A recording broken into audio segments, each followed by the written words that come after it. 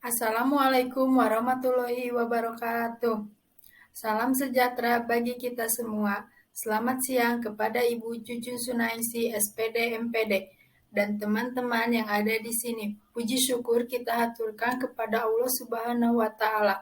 Dan tak lupa sholawat serta salam kita curahkan kepada Nabi Muhammad SAW.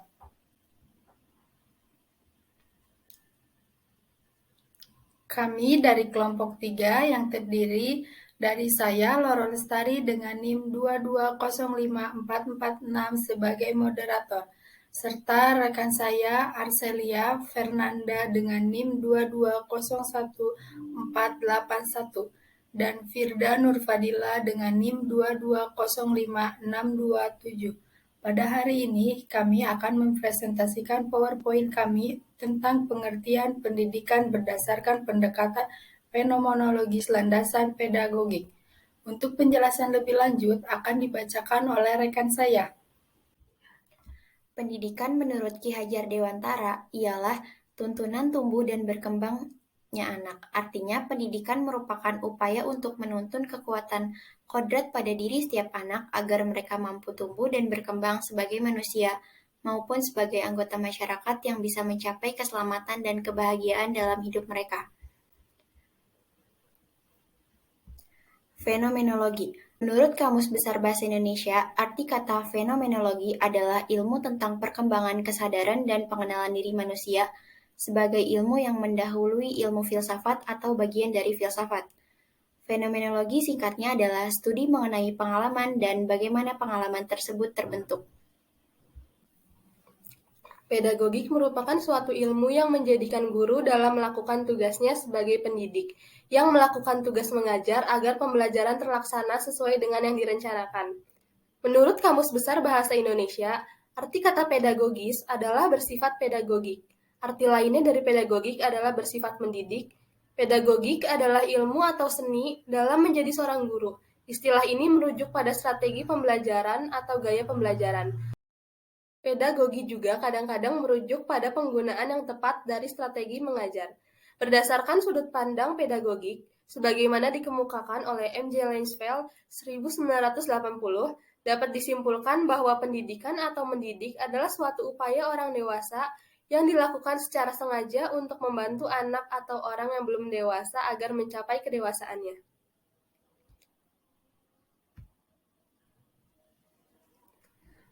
Unsur yang terlibat dalam pendidikan. Subjek yang dibimbing peserta didik. Peserta didik berstatus sebagai subjek didikan. Pandangan modern cenderung menyebut demikian karena peserta didik tanpa pandang usia adalah subjek atau pribadi yang otonom, yang ingin diakui keberadaannya selaku pribadi yang memiliki ciri khas dan otonomi. Ia ingin mengembangkan diri, mendidik diri secara terus-menerus guna memecahkan masalah-masalah hidup yang dijumpai sepanjang hidupnya. Yang kedua, orang yang membimbing pendidik. Pendidik ialah orang yang bertanggung jawab terhadap pelaksanaan pendidikan dengan sasaran peserta didik. Peserta didik mengalami pendidikannya dalam 3 lingkungan, yaitu lingkungan keluarga, lingkungan sekolah, dan lingkungan masyarakat. Sebab itu yang bertanggung jawab terhadap pendidikan yaitu orang tua, guru, pemimpin program pembelajaran, pelatihan, dan masyarakat atau organisasi. Yang ketiga, interaksi antara peserta didik dengan pendidik atau interaksi edukatif. Interaksi edukatif pada dasarnya adalah komunikasi timbal balik antara peserta didik dengan pendidik yang terarah kepada tujuan pendidikan. Pencapaian tujuan pendidikan secara optimal ditempuh melalui proses berkomunikasi intensif dengan memanipulasi isi, metode serta alat-alat pendidikan. Ke arah bimbingan ditujukan atau tunjukkan tujuan pendidikan. Yang keempat, tujuan pendidikan bersifat abstrak karena memuat nilai-nilai yang sifatnya abstrak. Tujuan demikian bersifat umum, ideal, dan kandungannya sangat luas, sehingga sulit untuk dilaksanakan di dalam praktek. Sedangkan pendidikan harus berupa tindakan yang ditujukan kepada peserta didik dalam kondisi tertentu, tempat tertentu, dan waktu tertentu, dengan menggunakan alat tertentu. Pengaruh yang diberikan dalam bimbingan atau materi pendidikan. Dalam sistem pendidikan persekolahan, materi telah diramu dalam kurikulum yang akan disajikan sebagai sarana pencapaian tujuan. Materi ini meliputi materi inti ataupun muatan lokal. Materi ini bersifat nasional yang mengandung misi pengendalian dan persatuan bangsa. Sedangkan muatan lokal misinya mengembangkan kebinekaan, kekayaan budaya sesuai dengan kondisi lingkungan. Yang keenam, cara yang digunakan dalam bimbingan atau alat dan metode.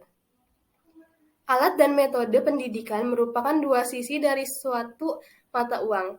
Alat melihat jenisnya, sedangkan metode melihat efisiensi dan efektivitasnya. Alat dan metode diartikan sebagai segala sesuatu yang dilakukan ataupun diadakan dengan sengaja untuk mencapai tujuan pendidikan. Yang ketujuh, tempat peristiwa bimbingan berlangsung. Lingkungan pendidikan biasanya disebut tripusat pendidikan, yaitu keluarga, sekolah, dan masyarakat. Salah satu studi kasusnya ialah kesulitan yang dialami peserta didik dalam pembelajaran. Setiap siswa memiliki karakteristik yang berbeda, baik dari segi IQ, kreativitas, perkembangan kognitif, maupun cacat fisik. Oleh karena itu, guru harus bisa memahami karakteristik peserta didik dan mempunyai ilmu pedagogik agar dalam proses pembelajaran dapat berjalan dengan lancar. Solusi untuk anak yang kesulitan dalam belajar yaitu dengan membagi anak-anak menjadi beberapa kelompok, terdiri dari anak yang pandai dan kurang pandai, sehingga mereka bisa membantu temannya yang kurang pandai tersebut. Seorang guru harus berlandasan pedagogik dan mampu memahami karakteristik siswa sehingga proses belajar mengajar berjalan dengan lancar dan siswa mampu memahami apa yang telah diterangkan oleh guru. Baik, teman-teman semuanya, sebelum saya mengakhiri presentasi ini, izinkan saya membacakan kesimpulan.